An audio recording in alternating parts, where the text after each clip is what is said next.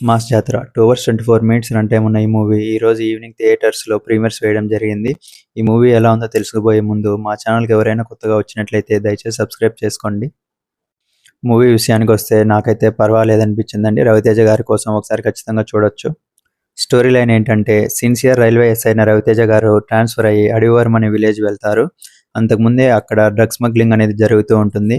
ఈ drug స్మగ్లింగ్‌ని sincere railway SI అయిన రవితేజ గారు ఆపగలిగారా లేదా?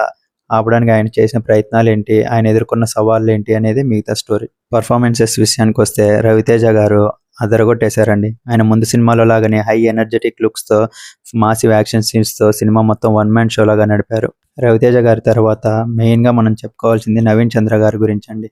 నెగెటివ్ రోల్‌లో అదరగొట్టేశారు. అలాగే శ్రీలీల గారు, రాజేంద్ర ప్రసాద్ గారు, నరేష్ గారు, హైపరాది గారు వాళ్ళ రోల్స్ తగ్గట్టు వాళ్ళు బాగానే చేశారు. భీమ్ సిసిరోలియా గారు బీజీఎం అదరగొట్టేశారు. ఫస్ట్ హాఫ్‌లో ఒక సాంగ్, సెకండ్ హాఫ్‌లో ఒక సాంగ్ చాలా బాగున్నాయి స్క్రీన్ మీద చూడడానికి. పాజిటివ్స్ విషయానికొస్తే రవితేజ గారి యాక్టింగ్, నవీన్ చంద్ర గారి యాక్టింగ్ చాలా బాగున్నాయి. ఫస్ట్ హాఫ్‌లో శ్రీలీల గారితో వచ్చే లవ్ ట్రాక్ కొంచెం బోరింగ్‌గా అనిపించినా ప్రీ ఇంటర్వెల్ నుంచి సినిమా హైలైట్ అయిందనే చెప్పాలి. అలాగే హైపరాది గారు అండ్ అజయ్ ఘోష్ గారి మధ్య వచ్చే సీన్లు కూడా చాలా ఆకట్టుకుంటాయి. సెకండ్ హాఫ్‌లో వచ్చే యాక్షన్ సీన్స్, రాజేంద్ర ప్రసాద్ గారితో ప్రీ క్లైమాక్స్‌లో వచ్చే ఒక యాక్షన్ ఎపిసోడ్ కూడా చాలా బాగున్నాయి. క్లైమాక్స్‌లో జాతరలో వచ్చే సీన్‌లో రవితేజ గారు తన మాస్ ఏంటో మరోసారి చూపించారు.